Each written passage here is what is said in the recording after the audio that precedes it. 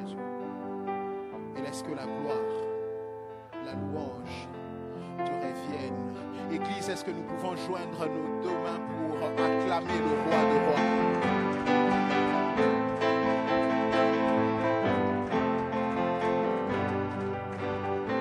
Merci beaucoup. Que Dieu vous bénisse. Alors, j'avoue une chose, c'est que ce n'est pas facile quand tu as traversé ces moments de louange et adoration. À un moment, tu perds la voix. Et là, moi, j'ai perdu la voix. C'est un plaisir pour moi d'être encore parmi vous ce matin. On s'est vu il y a 2 semaines à peu près, en tout cas avec ceux qui ont pu répondre à ce rendez-vous de la jeunesse qui était la nuit des assoiffés. C'était incroyable. Et après, on s'est revus le dimanche. Et là, ça fait 2 semaines. En tout cas, je suis très content de revoir chacun d'entre vous. Je sais que le temps, en tout cas, n'a pas permis à plusieurs personnes de se déplacer avec la pluie. J'ai laissé la pluie en Île-de-France. Et quand je suis arrivé, il faisait un peu soleil, mais voilà. Et là, il y a la pluie ce matin. En tout cas, je voudrais rendre gloire à Dieu pour tout ce qu'il ne cesse de faire, en tout cas sur moi, dans ma vie. L'année 2022 a été un peu bouleversée. On est sorti des programmes qu'on pouvait avoir, des programmes personnels. Et le Seigneur ne cesse de nous faire du bien. Je voudrais, avant de commencer, dire un grand merci au couple pastoral pour la confiance que ce couple est en train de me faire. Il y a des histoires, il y a des expériences, mais on apprend toujours. En tout cas, merci pour ce que vous êtes pour moi. Ce matin, j'ai plusieurs portions des Écritures à nous proposer. Je ne sais pas si vous avez vos Bibles. Et pour ceux qui en manquent, juste là derrière, il y a quelques Bibles. Alors le premier texte, il est tiré du livre de 2 Rois 24 à partir du 8e verset. On ira jusqu'au 16e verset. Et après, on lira le livre du prophète Jérémie, chapitre 22, à partir du 24e verset jusqu'au 30e verset. Et le dernier texte, c'est dans le Nouveau Testament, Éphésiens 2, chapitre 2, donc à partir du 4e verset, on lira le 4e et le 5e verset. Donc le premier texte, c'est dans 2 Rois. C'est dans 2 Rois, chapitre 24. On va lire à partir du 8e verset. Je ne sais pas si vous avez trouvé. À partir du 8e verset, je lis au nom de Jésus. Joachim avait 18 ans lorsqu'il devint roi et il régna 3 mois à Jérusalem. Sa mère s'appelait Nehushta, fille d'Eltana de Jérusalem. Il fit ce qui est mal aux yeux de l'Éternel, entièrement comme avait fait son père. En ces temps-là, le serviteur de Nebuchadnezzar, roi de Babylone, montèrent contre Jérusalem et la ville fut assiégée. Nebuchadnezzar, roi de Babylone, arriva devant la ville pendant que ses serviteurs l'assiégeaient. Alors Joachim, donc Jéconia, roi de Juda, s'est rendu auprès du roi de Babylone avec sa mère, ses serviteurs, ses chefs et ses eunuques. Et le roi de Babylone les fit prisonniers. La 8e année de son règne, il tira de tous les trésors de la maison de l'Éternel et les trésors de la maison du roi, et il brisa tous les ustensiles d'or que Salomon, roi d'Israël, avait fait dans le temple de l'Éternel, comme l'Éternel l'avait prononcé. 14.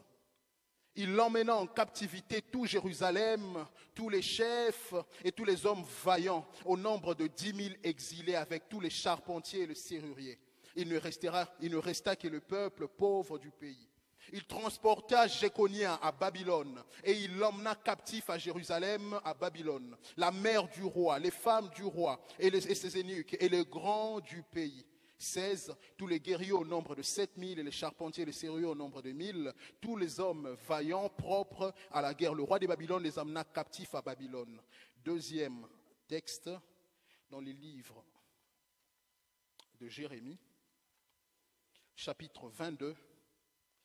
À partir du verset 24, Jérémie 22, 24,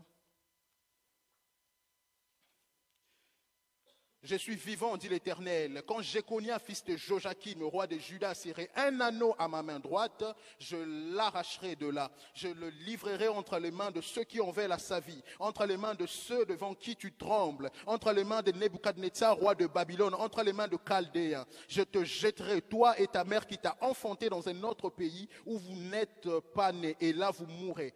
27. Mais dans les pays où ils auront le désir de retourner, ils ne retourneront pas. Est-il donc un vase méprisé, brisé? C'est Jéconia, je répète. Est-il donc ces vases méprisés, brisés? C'est Jéconia. Est-il un objet auquel on n'attache aucun prix? Pourquoi sont-ils jetés, lui et sa postérité, lancés dans un pays qu'ils ne connaissent pas? Terre, terre, terre, écoute la parole de l'Éternel. 30. Ainsi parle l'Éternel. Inscrivez cet homme comme privé d'enfant, comme un homme dont les jours ne seront pas prospères, car nul de ses descendants ne réussira à s'asseoir sur le trône de David et à régner sur Juda. Je le répète encore, inscrivez cet homme comme privé d'enfant. 1.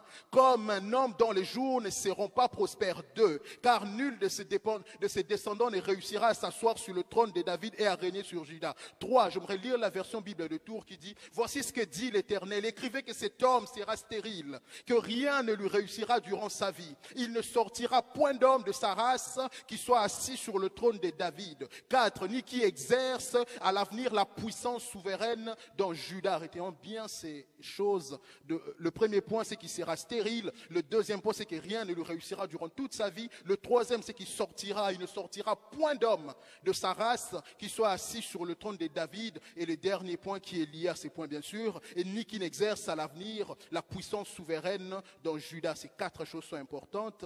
On va donc lire le dernier texte dans Éphésiens chapitre 2. On lira que le quatrième et le 5e verset.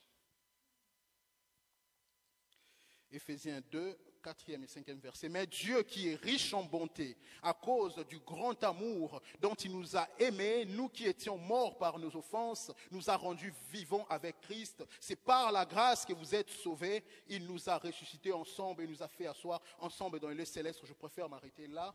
C'est plutôt les 2 premiers que nous avons lus qui nous intéressent ce matin. Et le thème que je nous propose de partager ce matin, je l'ai intitulé « À l'école de Jéconia ».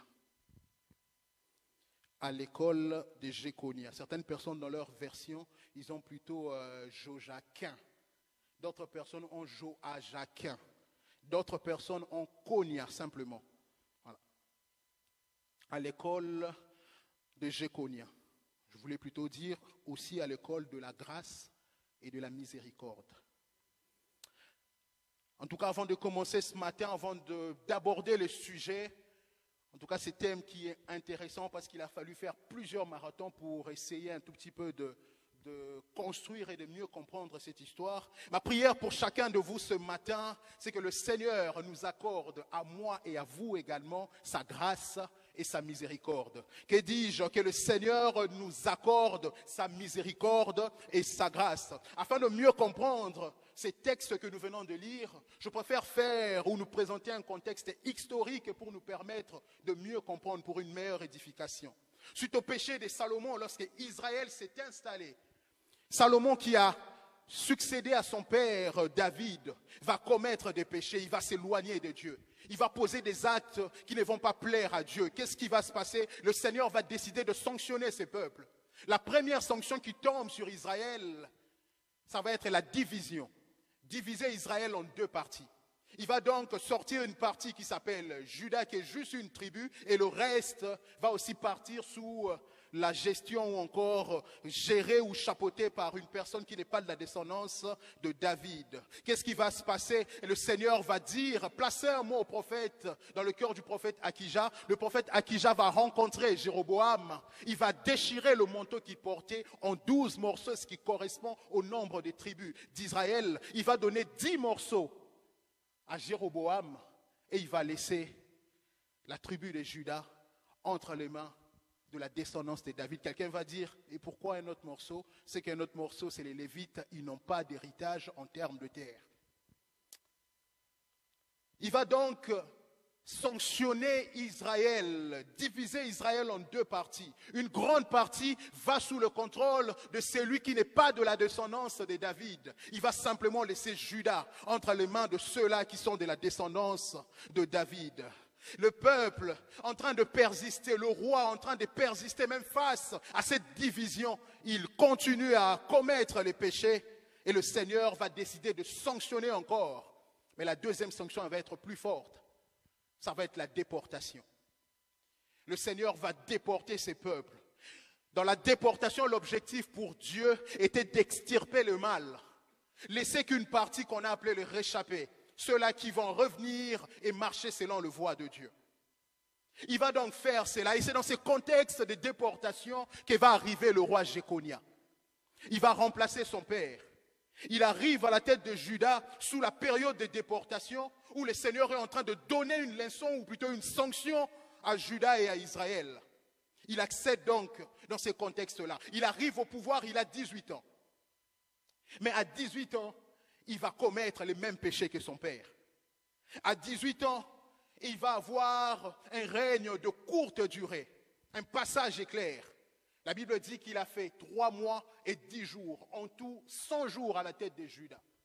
Assez court. Alors qu'il arrive dans ces conditions, la Bible dit qu'il a péché comme son père. Mais qu'est-ce qui s'est passé si on remonte un tout petit peu en arrière? Son père a été emmené en déportation, enchaîné. Jéconia va subir la même chose. Il va commettre le même péché que son père. Il va partir en déportation comme son père, mais il ne va pas connaître la même fin que son père. Son père va mourir. Il va être déchu. Mourir dans la honte, il n'aura même pas de sépulture. Ce garçon qui a commis les mêmes péchés que son père. Ce garçon qui a péché comme son père. Ce garçon qui a aussi été emmené en déportation comme son père. Mais il ne va pas connaître la même fin que son père. J'aimerais dire à quelqu'un ce matin, les mêmes actes produisent certes les mêmes effets, mais très souvent la différence est créée par la grâce. On peut tous poser les mêmes actes, on peut tous faire la même chose. Si la grâce vient se poser sur une personne, il y aura toujours une différence.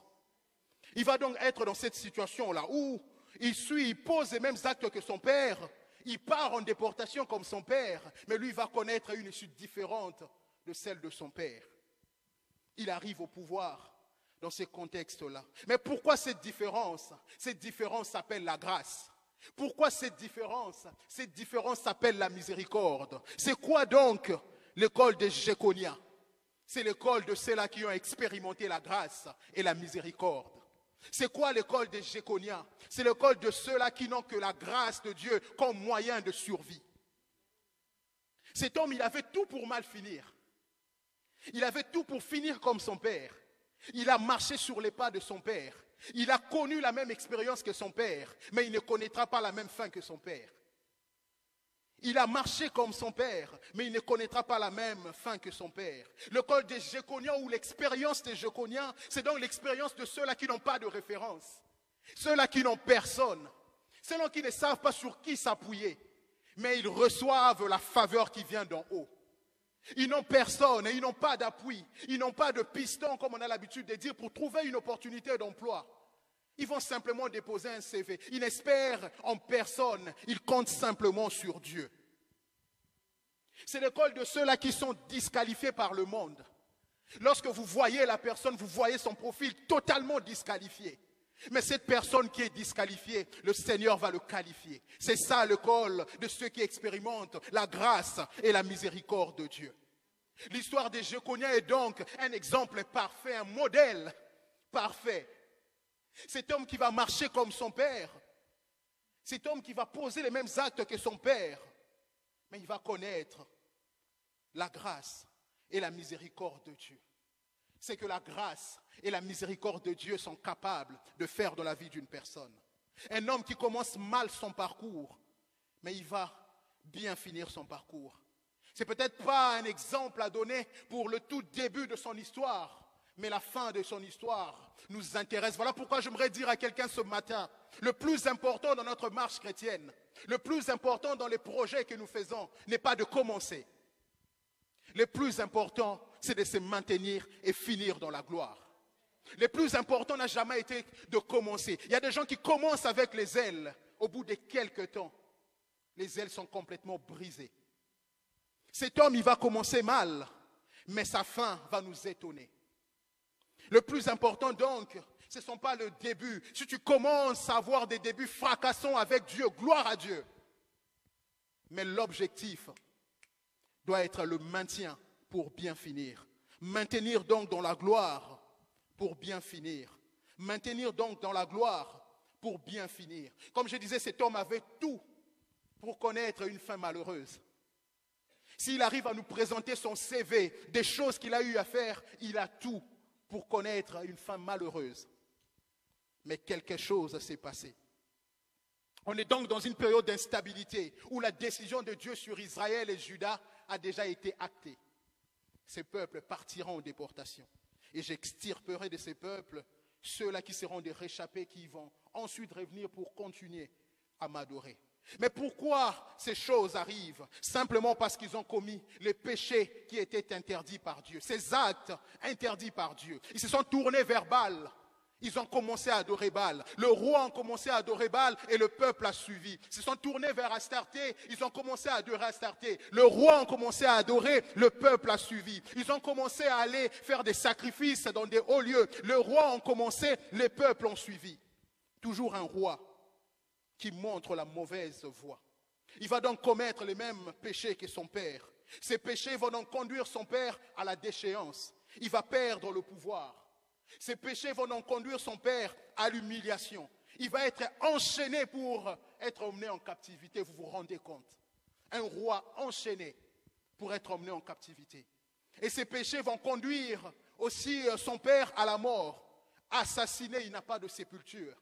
On ne sait pas où il a été enterré. Dans son parcours, comme je l'ai dit, Jéconia avait tout pour échouer. Il avait deux choses qui le condamnaient pour connaître la même fin que son père. La première chose qui condamnait cet homme, c'est qu'il était sous la malédiction de son père. Il était sous la malédiction de son père. Lorsque son père, Joachim, apprend les paroles qui ont été écrites dans les livres de Jérémie, il va se permettre de déchirer ces livres. Il va se permettre de déchirer ces paroles. Et il va plus loin son père. Il va tuer un prophète Uri qui prophétisait les mêmes choses que Jérémie. Et face à cette situation, le Seigneur va maudire son père. Et pas que son père, il va maudire également sa progéniture. Il avait donc tout pour échouer. Il avait donc tout pour mal finir. Et souvent nous vivons les mêmes choses, où nous nous rendons compte que les actes qui ont été posés par d'autres personnes ont des répercussions sur les enfants. Les parents ont posé leurs actes, mais ce sont les enfants qui payent le prix. Et nous avons même des gens aujourd'hui qui disent, moi je pense encore à cette parole qui m'a été dite il y a plusieurs années, simplement parce que mon père avait dit. Et aujourd'hui si je vis ces choses, c'est parce que ces paroles ont été dites il y a plusieurs années. Il y a des gens donc qui payent simplement parce que leurs parents ont eu à poser des actes et les répercussions tombent sur les enfants. La Bible va même aller plus loin, donner un exemple, un proverbe pour dire les pères ont mangé des raisins verts et les dents des enfants ont été agacées. Ceux qui ont mangé, c'était les parents. Mais ce sont les enfants qui payent le prix.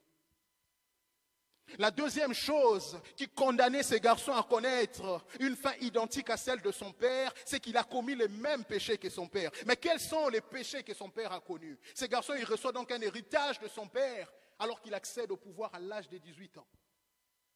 Son père a commis plusieurs péchés, entre autres les abominations. Il va se permettre de commencer à adorer les dieux étrangers. Il va être dans l'idolâtrie. Il va pratiquer l'injustice, mais culotté, il construit un palais somptueux, il ne paye pas la main-d'œuvre. Vous vous rendez compte? Vous construisez un palais somptueux en tant que roi, mais vous ne payez pas ceux-là qui ont travaillé pour la construction. Il va refuser de pratiquer la justice, alors qu'il avait des alertes de plusieurs prophètes sur l'injustice qui régnait. Il va commettre donc les mêmes péchés que son père. Et j'aimerais ouvrir une parenthèse rapidement pour dire à nos parents, le chemin que vous indiquez à vos enfants maintenant, si vous ne faites pas attention, ce chemin peut conduire les enfants à leur perte. si vous ne leur montrez pas la voie de Dieu, la voie que les enfants doivent suivre, ne vous posez pas des questions plus tard si ces enfants répètent des choses qui aujourd'hui sont des scandales. Je ferme tout de suite la parenthèse. Mais face à ces choses, au péché qu'il a commis, en même temps à la malédiction de son père, ce garçon va poser un acte. Il va se rendre auprès du roi qu'il avait assiégé. Il va se rendre auprès du roi qu'il avait assiégé. On va le développer juste avant la fin. Et lorsqu'il se rend auprès du roi, il va donc jouir de la grâce et de la miséricorde. On le développera à la fin. Mais c'est quoi donc la grâce? C'est quoi la miséricorde? Ces mots que nous avons l'habitude d'employer tous les jours. C'est quoi la grâce? Comment tu vas? Je vais bien par la grâce de Dieu. C'est quoi la grâce? C'est quoi la miséricorde? La grâce est une faveur imméritée. J'aime cette définition. Simplement parce qu'elle est simple.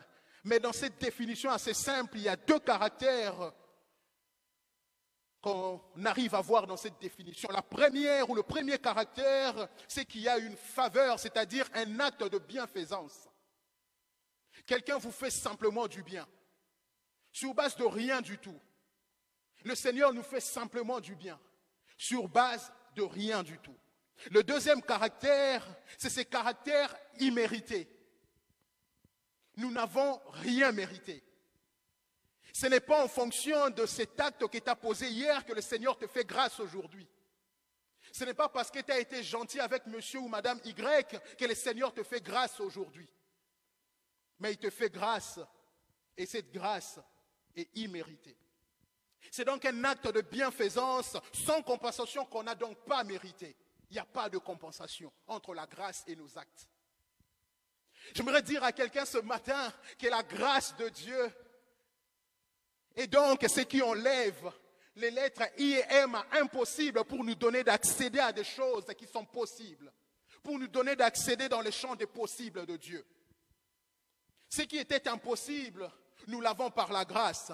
C'est par la grâce que les choses qui étaient impossibles deviennent possibles. C'est par la grâce que les portes qui étaient restées fermées depuis longtemps commencent à s'ouvrir. C'est par la grâce qu'une femme au nom de Sarah qui était restée stérile a pu enfanter un Isaac.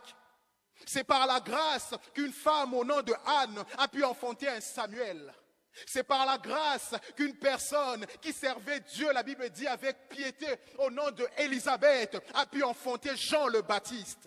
C'est par la grâce, rien que la grâce. Mais c'est quoi la miséricorde?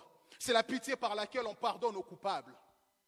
Tu as posé un acte qui est très mal, mais la miséricorde vient couvrir cet acte.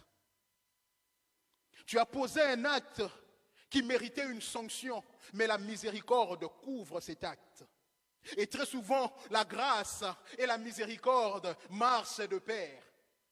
Lorsqu'il y a la grâce d'un côté, c'est que la miséricorde n'est pas loin. L'apôtre Paul va dire, approchons-nous donc avec assurance du trône de la grâce. Mais on s'approche du trône de la grâce, pourquoi? Pour trouver deux choses, la grâce et la miséricorde. Ces deux choses marchent ensemble. La sanction de nos péchés est bloquée par la grâce. Et les choses que nous ne méritions pas nous sont données, je répète, la sanction de nos péchés est bloquée par la miséricorde. Mais les choses que nous ne méritions pas nous sont données par la grâce.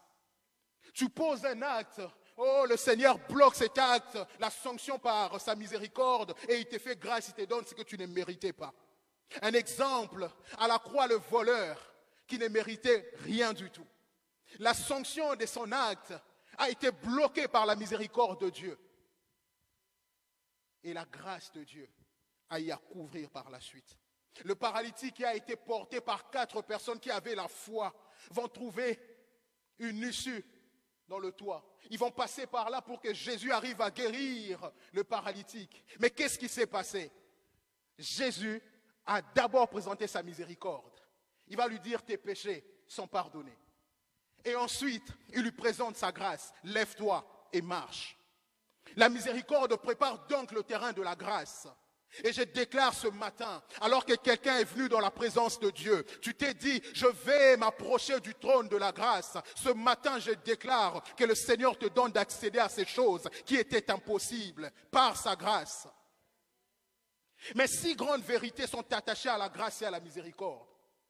La première vérité, c'est que la grâce de Dieu, ou encore la grâce et la miséricorde de Dieu, ne sont jamais en nombre limité. Si le Seigneur a fait grâce à Moïse, s'il a fait grâce à Abraham, s'il a fait grâce à Josué, s'il a fait grâce à Jephthé, s'il a fait grâce à tous ces patriarches que nous avons connus, c'est qu'il peut le faire encore pour toi ce matin. Lorsque Paul, qui a une expérience en ce qui concerne la grâce, je suis touché par le message qu'il envoie à son fils Timothée. Il va dire, Timothée, mon fils bien-aimé, que la grâce, la miséricorde et la paix te soient accordées. Mais ce n'est pas fini. Quelques années après, il va faire un deuxième courrier à Timothée. Il ne change pas de manière. Il dit, Timothée, mon fils bien-aimé. D'autres versions disent légitime. Que la grâce, la miséricorde et la paix de Dieu te soient accordées. J'aimerais te dire ce matin, tu as besoin de la grâce tous les jours. Tu as besoin de la grâce aujourd'hui. Tu as besoin de la grâce demain. Tu auras besoin de la grâce après-demain. Et la grâce de Dieu est en nombre illimité. La deuxième vérité en ce qui concerne la grâce, c'est que la grâce de Dieu, lorsqu'elle nous localise, elle laisse une empreinte spéciale qui témoigne de son origine qui est Dieu. Lorsque la grâce te localise, elle laisse son empreinte. Voilà pourquoi ce matin, j'aimerais dire à quelqu'un qui est en train de chercher du travail, quelqu'un qui veut être guéri, que ta guérison aura la signature de Dieu, que ta guérison portera la mention Made by Christ, fait par Dieu. Pas le nom d'un médecin, pas le nom de celui qui t'a donné un remède, mais le nom de Dieu. David, alors qu'il était en train de paître le troupeau, il n'était même pas là. Il est en train de paître le troupeau. Quelque chose se passe chez lui. On a fait passer tout le monde. Samuel a été envoyé. Samuel a été envoyé, mais David n'est pas là. On va dire, il faut faire venir celui-là. Il arrive, ça tombe sur lui. Oh, la grâce de Dieu a laissé une signature royale sur sa vie. La grâce de Dieu a laissé une signature royale sur sa vie. La troisième vérité, c'est que la grâce et la miséricorde de Dieu peuvent t'établir et te qualifier où les hommes et les lois du monde t'ont disqualifié. Alors que Méphibosheth, dans les oubliettes, complètement perdu, personne ne parle de lui. David va se lever, il va dire, n'existe-t-il pas dans la famille de Saül un homme qui soit encore vivant pour que je lui fasse du bien? On va lui dire qu'il existe un Méphibosheth qui était dans les oubliettes. La grâce de Dieu va localiser Méphibosheth. Mais ça ne s'arrête pas là. Méphibosheth s'est présenté à la maison de David, mais il y a un problème. Méphibosheth est un perclus. David, lorsqu'il cherchait à conquérir Jérusalem, qu'est-ce qui s'est passé? Les Jébusiens lui ont dit, ici, les aveugles et les boiteux vont te barrer le passage. Et David, qu'est-ce qui va se passer lorsqu'il a récupéré, il a conquis Jérusalem? Il va dire, dans ma maison, les aveugles et les boiteux n'entreront pas. Mais il y a un problème, Méphibosheth est boiteux. La grâce qui a localisé Méphibosheth est la même grâce qui a brisé les règles et les lois établies par David pour que Méphibosheth ait l'accès à la maison de David. Et la Bible me dit qu'il a mangé à la table du roi. La grâce de Dieu qui localise, cette grâce qui brise les règles établies par les hommes. La quatrième vérité, c'est que si la grâce peut localiser n'importe qui, elle nous donne d'avoir une meilleure définition de celui qui nous la donne. Il y a un roi, on l'a dit au tout début, bien qu'il était autour du roi Salomon, le Seigneur va le localiser. Il s'appelle Jéroboam. On pouvait choisir n'importe qui, mais la grâce va tomber sur lui. Et le Seigneur va même lui dire, si tu marches selon mes voies, j'affermirai ton royaume. Mais qu'est-ce qui va se passer? Ce garçon n'a pas su connaître la meilleure définition de celui qui lui a donné la grâce. Il a cru qu'il pouvait affermir son royaume en se tournant vers le Dieu étranger. Que le Seigneur te donne ce matin d'avoir cette grâce qui te permet d'avoir la meilleure définition de Dieu. Pas la définition que les autres donnent, mais celle que toi tu expérimentes. La cinquième vérité, c'est que la grâce reçue doit toujours être accompagnée des actions de grâce. Pourquoi? Parce que les actions de grâce ne sécurisent pas la grâce, mais sécurisent ce que nous avons par la grâce. David ne l'a pas compris dans un premier temps. Il va chercher à ramener l'arche, mais il va faire les choses pas très bien. Qu'est-ce qui va se passer? Un innocent qui peut-être ne savait pas comment les choses doivent se passer va mourir. Et à la deuxième tentative, David va comprendre une chose. Il a manqué des actions de grâce. La Bible dit, lorsque ceux qui portaient l'arche avançaient, lorsqu'ils faisaient 6 pas, au 7e pas, qu'est-ce qu'ils faisaient? Ils posaient une action de grâce. La 6e vérité, la dernière, c'est que la grâce de Dieu nous donne d'avoir un autre regard sur nous-mêmes. La grâce nous donne d'avoir un regard totalement différent. Élisabeth, qui est restée stérile pendant plusieurs années, lorsqu'elle a eu Jean-Baptiste, la Bible dit qu'elle est allée se cacher pendant 5 mois. Elle s'est éloignée, elle est allée se cacher pendant 5 mois. Pourquoi? Parce qu'elle avait une autre définition de sa propre personne, un autre regard sur elle-même. Je suis stérile et aujourd'hui, ce que je suis en train de vivre, je préfère aller me cacher, on ne sait jamais. Peut-être qu'au bout de 6 mois, là, on va dire, c'est sorti. Elle va aller se cacher pendant 5 mois. Mais elle va dire une chose, elle va dire, le Seigneur a enlevé mon opprobre. Mais quelle définition elle avait d'elle-même? Elle qui marchait dans la piété, comme son mari. Mais lorsqu'elle se voyait, elle disait qu'elle avait cet opprobre. Je connais à cause donc de ses péchés, la sanction de Dieu avait été actée. Le verdict était connu. On l'a vu au début. Le premier verdict, tu n'auras pas d'enfant. Le deuxième verdict, tu ne connaîtras pas de joie. Le troisième verdict, tu n'auras pas de postérité qui règne sur Juda. La sanction était tellement forte. J'ai eu à lire un autre passage qui m'a quand même touché, nous l'avons lu ensemble. C'est que le Seigneur dit, même si tu étais un anneau à mon doigt, je t'enlèverai. L'anneau qui est le signe du pouvoir. Mais il est prêt à l'enlever simplement parce que cet homme a commis des péchés et s'est éloigné de Dieu. Qu'est-ce qu'il faut retenir de cet homme rapidement? La première chose, c'est que je connais le 19e roi de Juda qui va succéder à son père Joachim dans ce contexte de déportation. La deuxième chose, toujours dans sa définition, c'est que le nom de Joachim signifie l'Éternel l'établira. La deuxième information qu'il faut retenir, c'est qu'il est sous la malédiction qui a été prononcée sur son père et sur la progéniture de son père. La troisième information, c'est qu'il va lui aussi commettre les mêmes péchés que son père. Mais la quatrième information, c'est là que tout change. C'est qu'il va poser un acte qui va susciter le regard favorable de Dieu. Il va poser un acte qui va susciter le regard favorable de Dieu. Il va se saisir par anticipation de ce que le prophète Jérémie a dit à Sédécia. Et qu'est-ce qu'il dit le prophète Jérémie? Tu diras à ces peuples, ainsi parle l'Éternel, voici je mets devant vous le chemin de la vie et le chemin de la mort. Quiconque restera dans cette ville, il mourra des effets de la guerre, de la famine et de la peste. Mais celui d'entre vous qui sortira de la ville pour se rendre à ces gens babyloniens, il gagnera la vie sauve. Il va poser un acte qui peut se résumer en 2 choses qui vont susciter le regard favorable de Dieu. Le premier acte, c'est l'obéissance. Jéconia, il s'est rendu au roi Nebuchadnezzar. Il est allé se livrer. Ceux qui ont voulu faire la tête plus tard, c'est le cas de Sédécia, il a été tué parce qu'il voulait s'enfuir. Mais cet homme, il va obéir à ce que le Seigneur avait décidé. Il va se livrer. Cet homme qui avait auparavant l'habitude de désobéir va cette fois-ci obéir. Il va se livrer.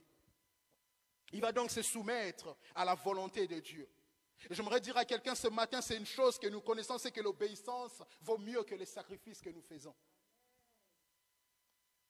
Quel est donc le niveau de ton obéissance ce matin? Lorsque le Seigneur te dit de poser un acte, tu sais clairement qu'il t'a été dit de poser tel acte. Mais tu t'es dit, je ne peux pas le faire, ce n'est pas à mon niveau. Ça, ce n'est pas pour moi, ça c'est pour ceux-là qui n'ont rien à faire, qui souvent passent leur temps à prier. Ça, ce n'est pas pour moi.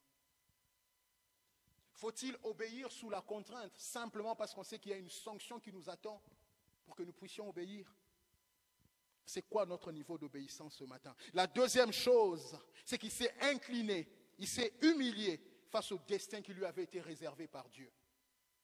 Cet homme va s'incliner, il va dire, c'est bon, c'est pas grave, j'y vais avec ma femme, avec ses eunuques, avec toutes ces personnes, ces chefs qui m'accompagnent, j'y vais quand même. Moi, le roi, même si je vais être arrêté, c'est pas grave, j'y vais quand même.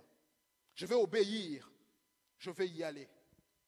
Et souvent, nous avons difficile à obéir, surtout lorsque nous avons des galons, lorsqu'on a atteint un certain niveau. On commence à dire ces choses-là, ce n'est pas pour nous. On a du mal à obéir lorsqu'on se sent important. On sait que lorsqu'on n'est pas là, ça va être compliqué. On s'est dit, on peut faire ce qu'on veut. Cet homme va donc s'humilier. Et l'humilité de cet homme va donc faire en sorte qu'il jouisse de la grâce de Dieu. La Bible dit, Dieu résiste aux orgueilleux, mais il fait grâce aux humbles. Il va s'humilier.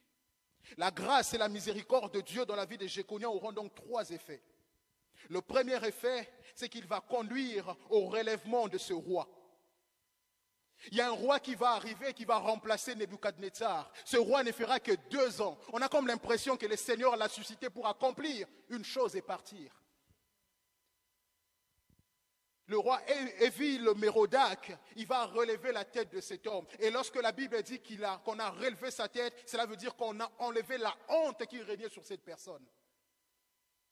Mais comment ne pas être dans la honte si on a été déporté avec les gens qui servaient le roi qui a été déporté?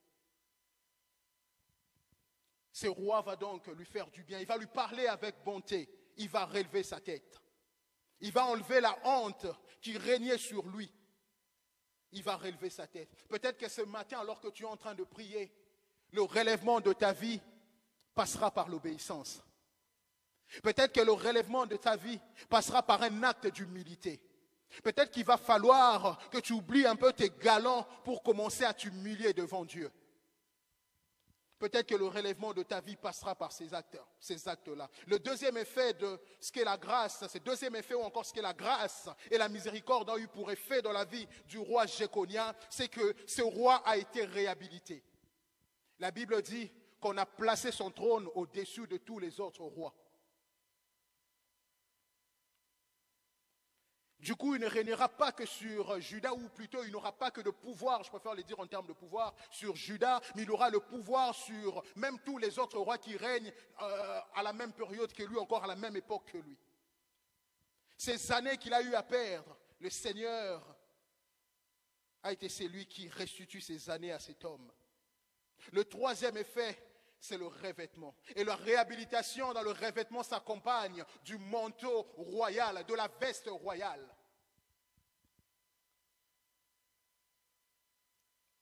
Il va donc récupérer tous les pouvoirs, même s'il ne régnera pas sur Juda, mais il va avoir le rang des rois qui venaient juste après le roi Évil-Mérodach. Peut-être comme Joseph ce matin, ou comme Jéconia, tu portes en toi le vêtement de la honte. Il y a des choses que tu n'aimes pas évoquer simplement parce que ça te rappelle ton passé. Un passé honteux. Et quand tu en parles, tu baisses les yeux. Et j'aimerais te dire ce matin avant de finir que le Seigneur est capable de changer ce revêtement de honte en un revêtement de l'honneur. Capable de changer ces vêtements de honte en un revêtement royal. Alors que je suis en train de finir, je veux demander à la chorale de revenir et à l'église, si en tout cas nous le pouvons, de nous lever. Je veux juste finir et on va prier selon l'orientation que le Seigneur m'a donnée lorsque je préparais ces messages. Alors que je suis en train de finir, au-delà de toutes ces réhabilitations que ce roi a eu à avoir, au-delà de toutes ces choses, ces honneurs restitués, et lorsqu'on a commencé à lire, je vous ai dit, retenez ces choses au début. La première chose qui avait été dite sur ce roi, c'est qu'il n'aura pas d'enfant, il n'aura pas de postérité. Mais lorsque vous allez lire dans les livres de chroniques, on cite 7 personnes: Shealtiel, Malkiram, Pedaja, Shenatiar, Jekamia, Oshama, Nedabia, comme étant les enfants de cet homme à qui il avait été dit qu'il n'aura pas d'enfant. J'aimerais dire à quelqu'un, avec la grâce de Dieu, tu peux réussir sur une terre étrangère où la réussite était impossible. La deuxième chose, il avait été dit au début qu'aucun membre de sa progéniture, même s'il arrive à en avoir, aucun de sa progéniture allait régner ou encore avoir de pouvoir sur Juda. Mais la Bible me dit une chose, qu'il y a eu un certain Zorobabel. Cet homme qui avait pour mission de rebâtir le temple, il a été gouverneur. Cet homme qui avait pour mission de rebâtir le temple a été gouverneur de la Judée. Et je finis par cette phrase.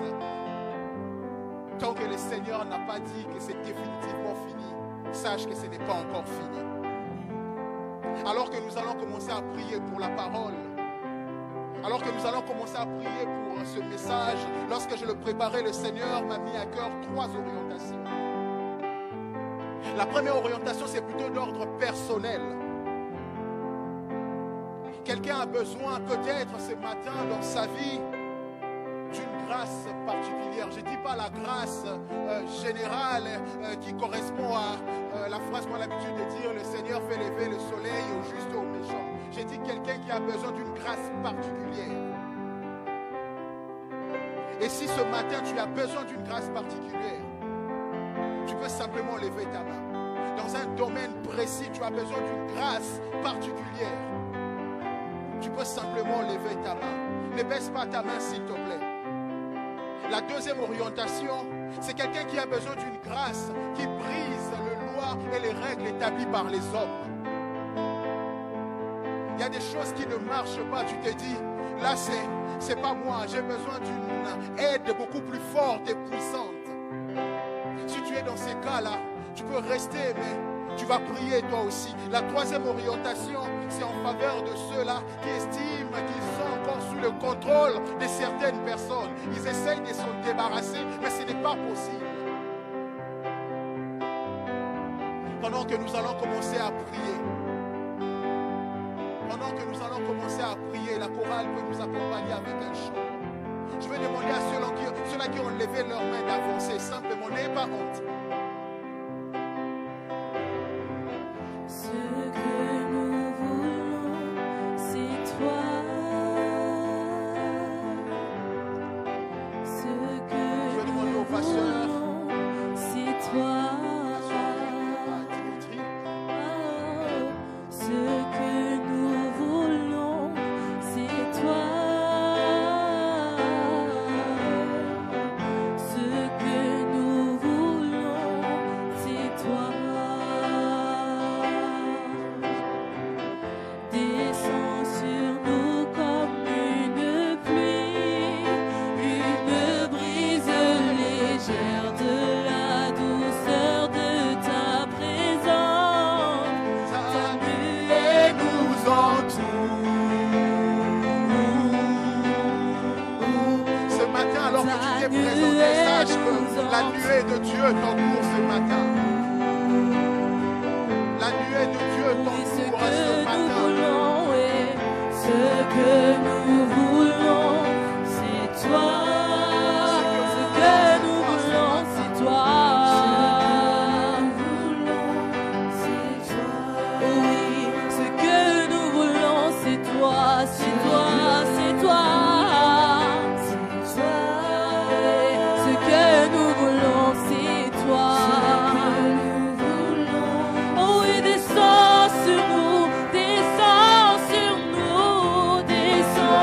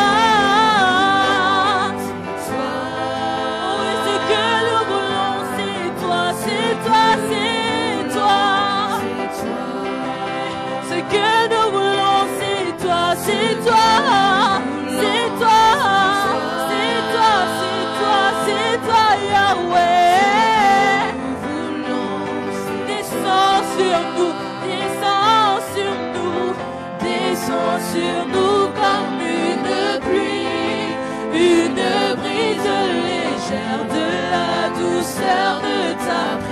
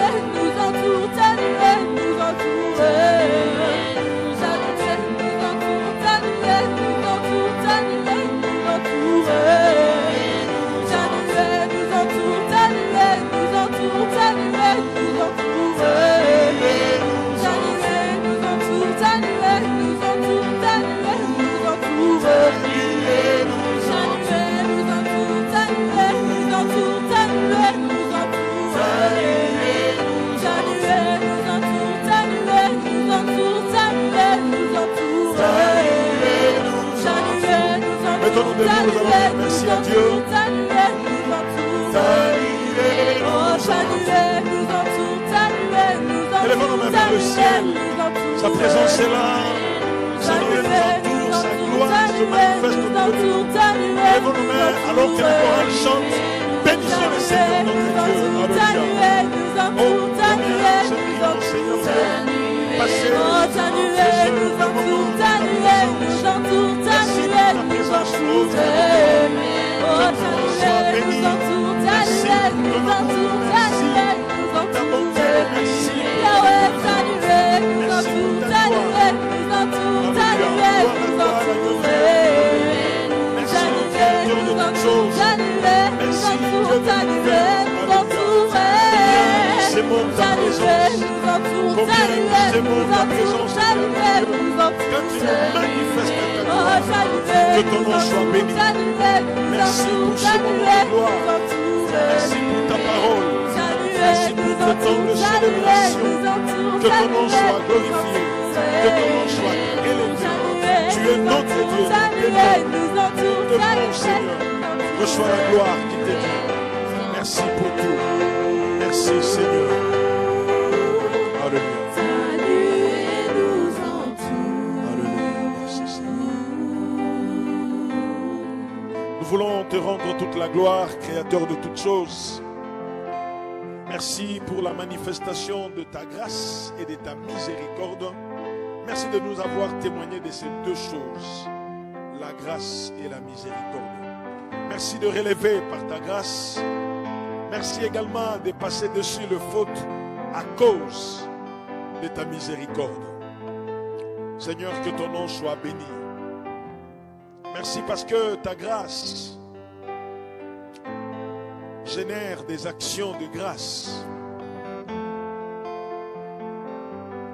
Que ton nom soit béni. Nous voulons te donner les offrandes, le dîme, les dons volontaires. Seigneur, nous prions de le bénir. Bénis également ceux-là qui vont donner en ligne.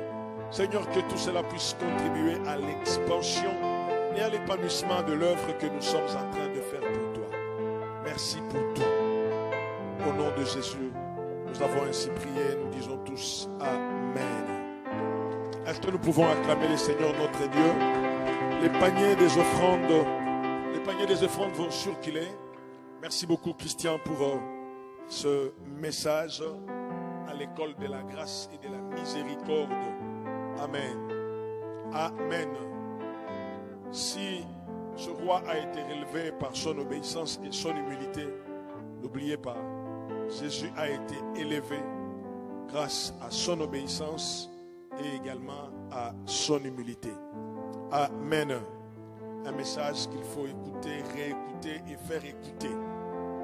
Partagez ça dans vos liens au lieu de partager un sorcier, un magicien qui vient de se convertir.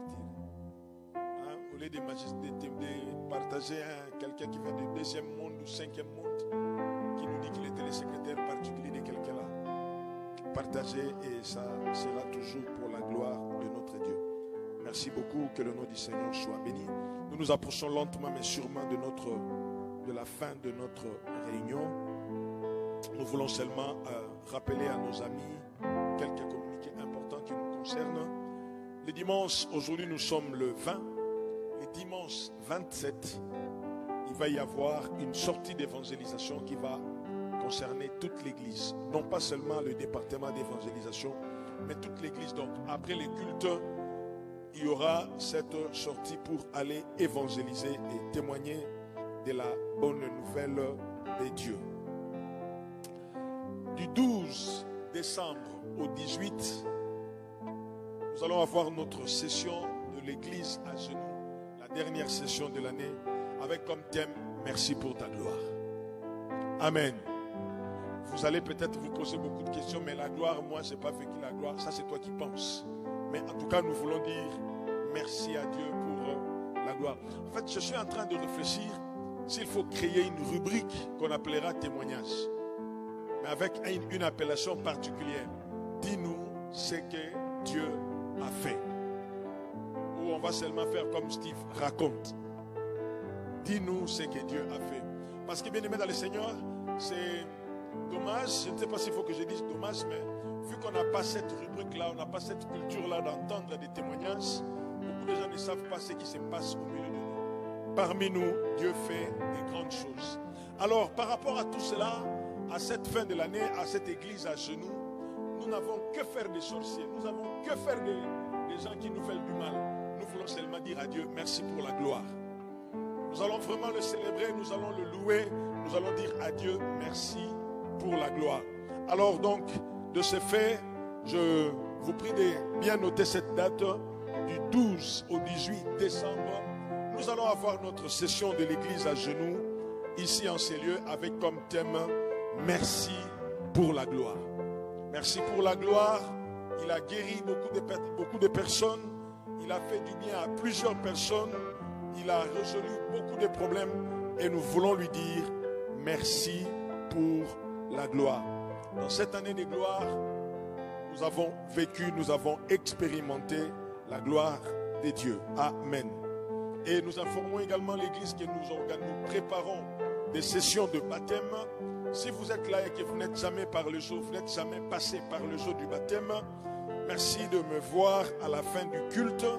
Et pour tous ceux qui aimeraient continuer ou commencer les affermissements, merci également de me voir à la fin du culte.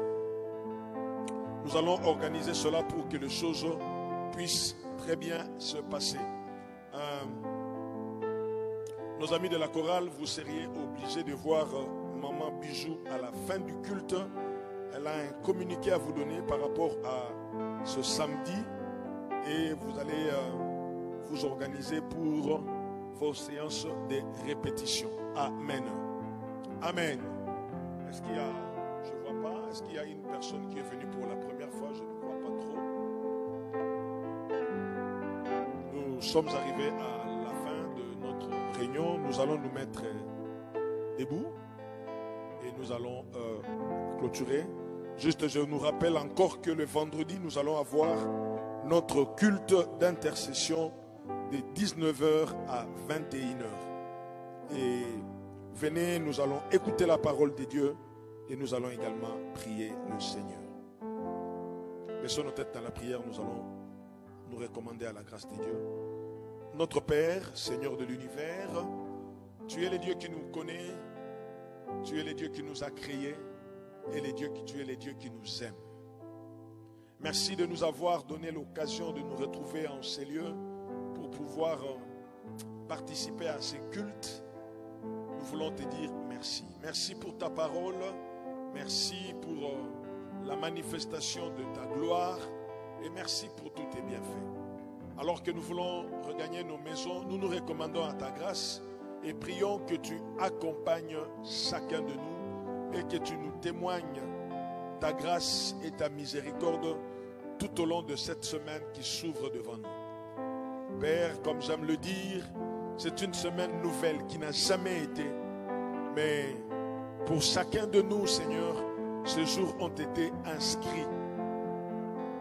Alors nous voulons seulement te demander, Seigneur, quelle que soit la réalité, donne-nous d'avoir le regard fixé sur toi, de compter sur ta grâce et sur ta miséricorde. Seigneur, merci de soutenir une personne. Merci de manifester ta gloire dans la vie d'une personne. Que toute la gloire te revienne, aujourd'hui et à jamais. Dans le nom de Jésus, nous avons ainsi prié et nous disons tous Amen.